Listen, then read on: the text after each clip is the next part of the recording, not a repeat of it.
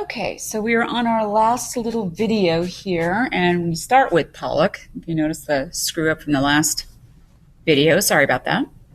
Okay, so Pollock, now we're going to talk about November 1st, 1950. That's the name of number one, 1950, and referred to as Lavender Mist. Pollock is into abstract expressionism.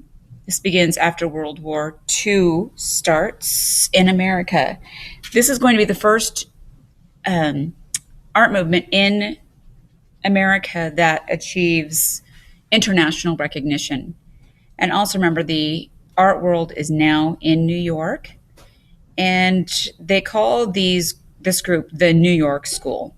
And there were two categories of abstract expressionism: color painting, and that included Mark Rothko and Barnett Newman, and they would have broad areas of color on canvas.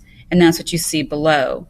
So the one on the left, this is Mark Rothko, and here we have Barnett Newman. And again, it's just broad bands of color.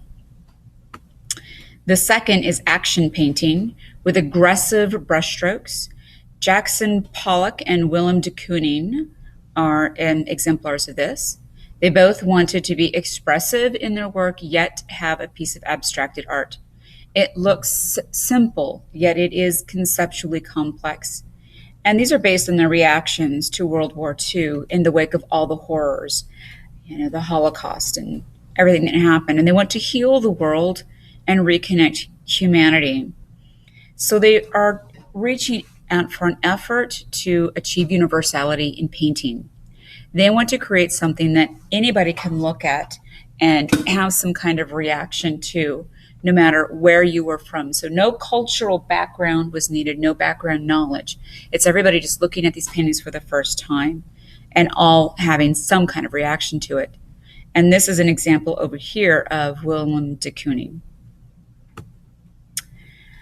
This desire for universality is a key component of abstract expressionists, and it's a reference to the ideal of Carl Jung. He was a student of Sigmund Freud, who was into psychoanalysis. Freud believed in the unconscious, where our real desires and motivations lie. The unconscious is what directs our conscious behavior.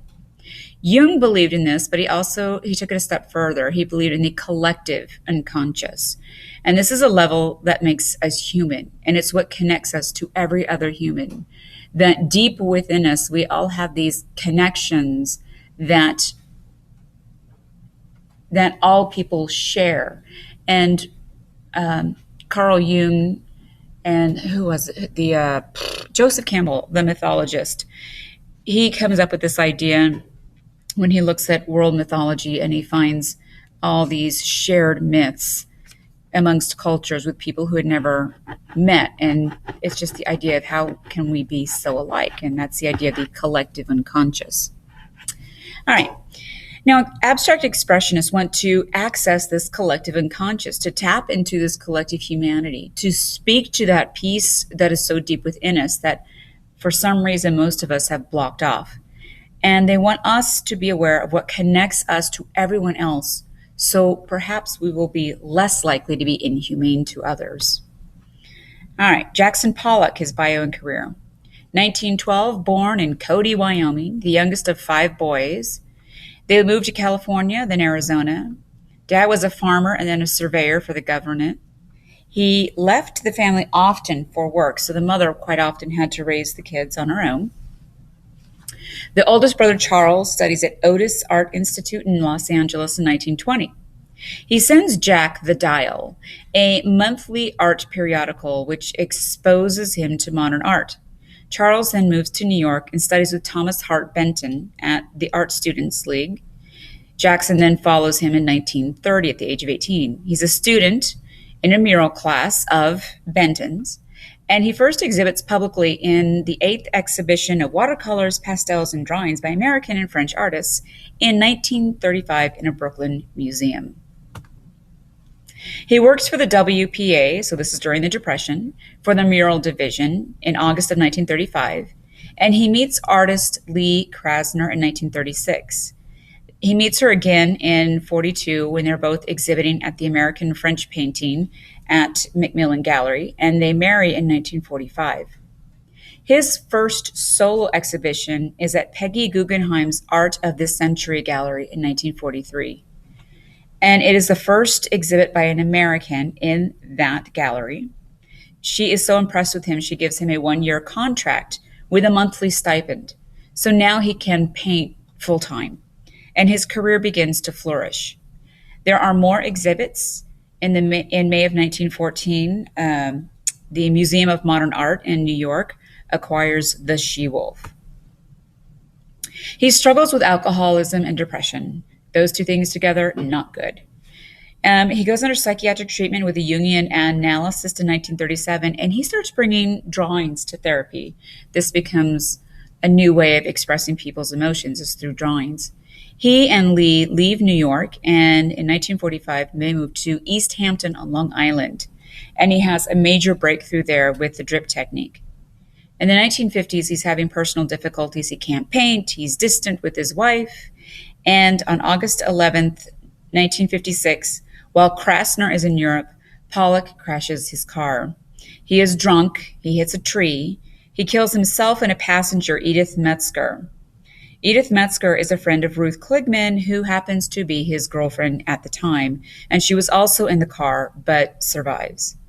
Later, the MoMA, Museum of Modern Art in New York, has a memorial exhibit of his work from December 56 to February 1957. His drip technique. While they were home in the East Hamptons, at first they called the property the Springs, and he had a bedroom upstairs as a studio, but there was a small barn which he later converts, and that becomes his studio. There he drips paint onto canvas, and he just lays the canvas right out on the floor. He doesn't stretch it, he just nails it out, and he'll pour liquid enamel straight from the can, or drip it from stiffened brushes or sticks, and flings it, and he feels more at ease on the floor. He can stretch across it, he can dance around it, he can do whatever he wants. And his art meets with mixed reviews. There is a show at Betty Parsons Gallery in New York in 1948. The sales are almost non-existent, big surprise. But a year later, there's a picture of him in Life magazine, and there's a caption underneath which says, "Is he the greatest living painter in the United States?" And a Pollock painting will go for millions of dollars now. The art critic Harold Rosenberg supported action painting, and he's the one who gave it its name. This is, for once, an art critic not insulting an art movement. Pollock is the best representative of action painting, and he would use his entire body while he was working, stretching and dancing and flinging. Number one, 1950, is 7 feet by 3 inches by 9 feet, 10 inches. It's big. It is made of oil, enamel, and aluminum paint. It's black, gray, white, pinkish beige, blue and yellow with some straight lines, some loops, some drips, some splatters. It's heavier at the bottom. It is the art critic Clement Greenberg who suggested the alternate title. There is no lavender paint in the painting, but it gives us atmospheric quality that conveys mist. We'll take a look at it here. No, it's not that great. I mean, the image isn't that great.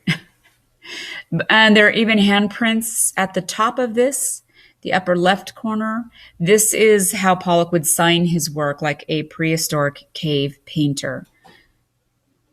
It's interesting piece. Now we move on. The Maryland diptych. Pop art. This is in the 50s and 60s. The imagery and processes of popular culture. First, it started in England, but it's now understood as essentially an American art movement. It collapses the line between art and life. Artists did not make their own images. They borrowed them from everyday world of advertising, magazines, comics, billboards, and TV. So these are called found images, and they can some way be related to Picasso's still life. He used some found images. This is a reaction to the extreme seriousness of abstract expressionism, and it's focusing on consumer products, kind of lowbrow publications. And of course, celebrities like Andy Warhol uses the silk screen technique, which used to be a commercial technique. Let's see. So now they're using mechanical means. Painting art is not just about what you're creating with your own hand. So they're starting to move away from personal and hands-on. Like Pollock's work is extremely hands-on. And people are beginning to see the world in a new way. Artists such as Roy Lichtenstein force people to reconsider comic book images as art. And there is an appreciation for the aesthetic of popular culture. And people become influenced by pop artists. And what you see next to you is an example of Lichtenstein's work. And when you take it and you look at it very closely, you'll see all the little dots in it. Kind of reminds you of pointillism, but this is that kind of comic strip art. Roy Lichtenstein is very famous for that. Andy Warhol, his bio and career. He is born Andrew Warhola, 1928, Pittsburgh, Pennsylvania, to Andre and Julia. They are immigrants from Eastern Slovakia. His father was a construction worker and his mom sold paper flowers. He had two older brothers, Paul and John. At 14, he attended a free art training course at the Carnegie Institute of Technology. It's now Carnegie Mellon. And after high school, he goes to the Carnegie Institute and majors in pictorial design. For the summer, he works as a window dresser at Joseph Horn. He graduates in June of 49 and goes to New York City. He is a commercial artist. He's very good. And he creates drawings for mini magazines, Glamour, Vogue, 17, New Yorker, Harper's Bazaar, Tiffany and Company, and Bergdorf Goodman stores. He created ads, did window displays, stationery designs, and book jackets and record covers. He starts to use the name Warhol while in New York, and he wins awards for his commercial work. He won the Art Directors Club Medal for newspaper ad art in 1952. He has his first solo art exhibition in June of 1952 at the Hugo Gallery, and it's the early 60s, and he creates paintings of comic strip images. He sees Roy Lichtenstein show his work at Leo Castelli Gallery in 1961, and he invites the art dealer Ivan Karp to his studio to see his work. And Karp is so impressed with him that he begins to champion Warhol's work. In the 60s, it's a critical time for Andy Warhol. He participates in major exhibitions. He becomes extremely well known. He's a celebrity himself. In 62, he's creating his first silk screen works and uses the Campbell's Soup Cam images. He buys his first 16 millimeter movie camera in 63, and he starts to make films. He buys a Polaroid camera, and he starts his studio at 321 East 47th Street. It is known as The Factory. And at The Factory, they would have happenings where people would show up and art would happen, and they would pull out cameras and start filming one another. Many people would go to The Factory. But on June 3rd, 1968, Valerie Solanas, the founder of SCUM, Society for Cutting Up Men, she was very interesting, shoots him. He survives, but his health is never the same after that. He has a routine gallbladder surgery, but then has a cardiac arrhythmia and dies February 22nd, 1987. I believe he's 59. So this is when Andy Warhol is younger, and that is The Factory. You'll notice it looks like a factory. You can actually do the production of the art there. And Warhol, very interesting with the funky wig on top, which he just would put right over his own hair. Interesting man. Silkscreen process. It's also known as serigraphy and screen printing. It is based on stencil technique. It has a woven mesh of silk, and it's stretched over a frame to look like a canvas. The stencil is adhered to the silk. It could be painted on a surface in lacquer, shellac, or blockout medium, or cut out from cardboard, metal, or film. It is attached to the silk. The stretched silk is then laid onto a surface to be printed, and ink is pushed through the fabric with a bungee or squeegee. The stencil blocks the passage of ink where there is no barrier, ink seeps through into canvas or paper.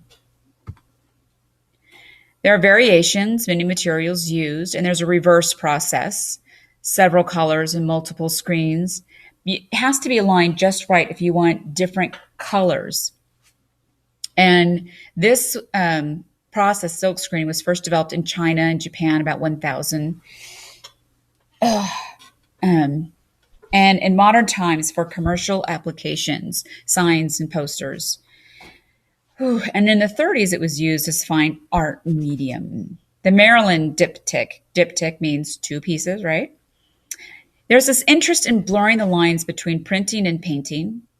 It's pretty huge, 88, it can be 88 feet. Oh, 88 inches by 57 inches. Urgh. So it's over 8 feet. And yes, two panels, one in color, one in black and white. And there has a synthetic polymer paint and silk screen ink, and it creates 50 images of Marilyn Monroe. It's like a photo reproduction process. It can be reproduced. Chemically light sensitive gelatin is placed on a screen such as mylar. This creates a positive design, and it's rendered on this clear sheet. Both are exposed to light, and as light passes through, the gelatin hardens. The rest becomes opaque. It will remain soft, so then it can be washed away, and what's left is the stencil. This is a photographic stencil, can use a direct method. The screen is sensitized with a liquid solution, exposed and developed and washed out, so the stencil is directly on the screen. Or indirect. You have the same steps, except that the photographic gelatin layer is sensitized, exposed, and developed while on a temporary supportive plastic. The film is then transferred to a screen, dried, and the plastic backing is removed. The image used was from a publicity photo from Monroe's film Niagara in 1953. So the photograph was not created by Warhol. It was selected by him, and he has used this image many times. He has created images of other celebrities, Elvis Presley, Jackie Kennedy, Liz Taylor, even himself. I have seen one of Chairman Mao. He treated celebrities like consumer products, like Coke or Brillo soap pad boxes and soup cans. The left panel is colored. There are 25 repeated images, a gold backdrop. Her hair is yellow. The face is pink with this blue eyeshadow. It's all in the collar. The lips are red and the teeth shine white. So the effect kind of suggests a mask. And each image is slightly different. Now, people would say that he improperly registers it because there seems to be errors in the color placement, but the errors are intentional. The right are without color. Some seem to be less clearly printed, some more visible. Some seem to be obscured as if he did not use enough ink, and some it's as if he used too much. But again, these would be purposeful. He created these mistakes on purpose and just kind of left for people to ponder why. And then there's also an example of one of his soup can silk screens. Last, Miko no Inori. Video technology. It was first introduced in 1956. The Germans had the ability to capture sound on tape by 1934. It was called a magnetophone for radio recording standard by 1938. In World War II, John T. Mullen, a U.S. Army electronics specialist, was sent to Germany to look into the possibility that Germans might be using this magnetophone to jam Allied airplane engines. Instead, when he does find the magnetophone, he becomes enamored with it, and he ships 2 off to New Jersey so the Army can study it, and 2 to his home in San Francisco. By 46, he's rewired it with American parts. And then he demonstrates the machine in May of 46 at the Institute of Radio Engineers in San Francisco. He does this for Bing Crosby. He was a huge star at the time, and Bing Crosby wanted to pre-record his program. He helps him do that. So they record the 47 to 48 season of his show. This is the first professional broadcast of magnetic tape recording and playback in the U.S. Now there is an interest in video recording.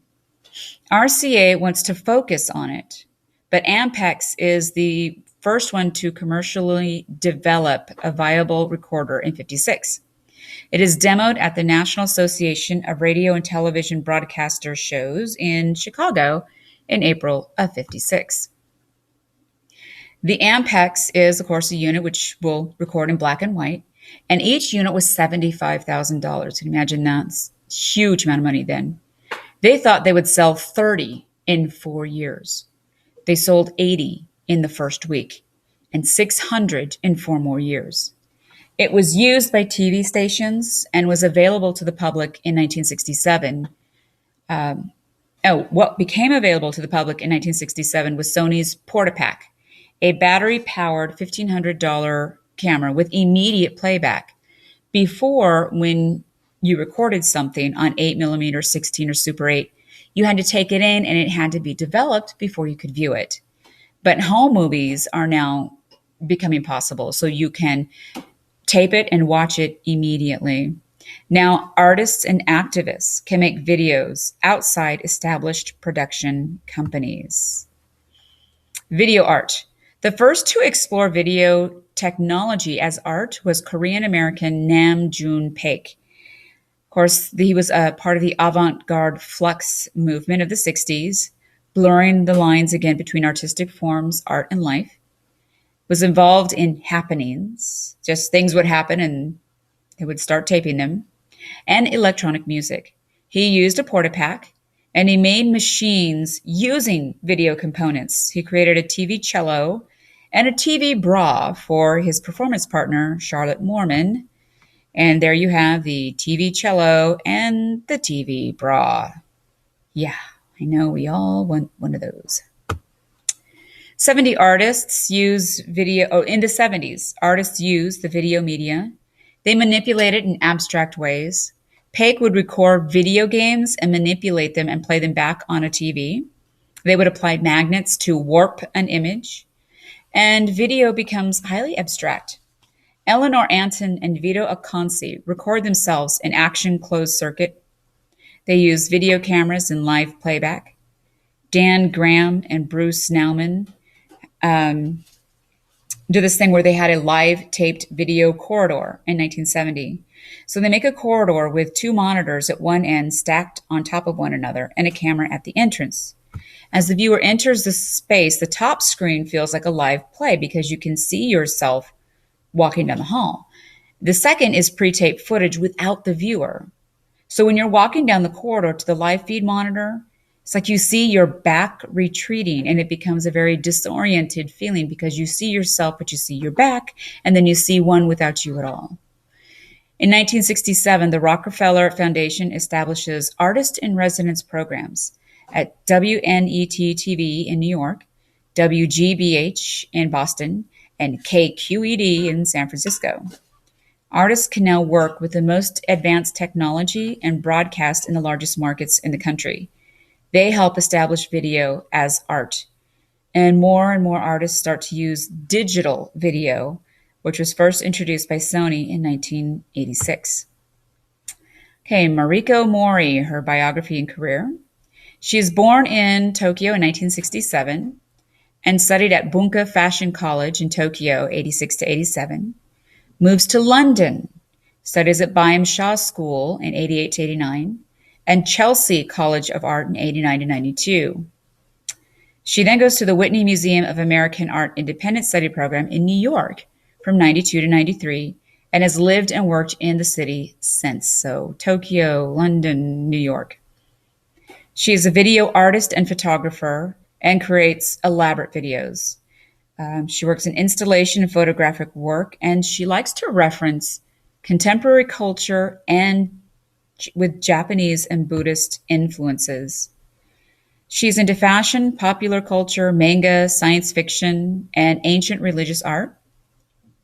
Since 93, she has had solo and group exhibitions, some in the Royal Academy of Arts in London, the Venice Biennial in Venice, the Asia Society in New York, and has exhibited in prestigious art collections over the world, including the Guggenheim in New York, the MoMA, the Museum of Contemporary Art in Chicago, the Centre Georges Pompidou in Paris, and Israel Museum in Jerusalem. Okay, so when you get a chance, you click on the little video, watch it later.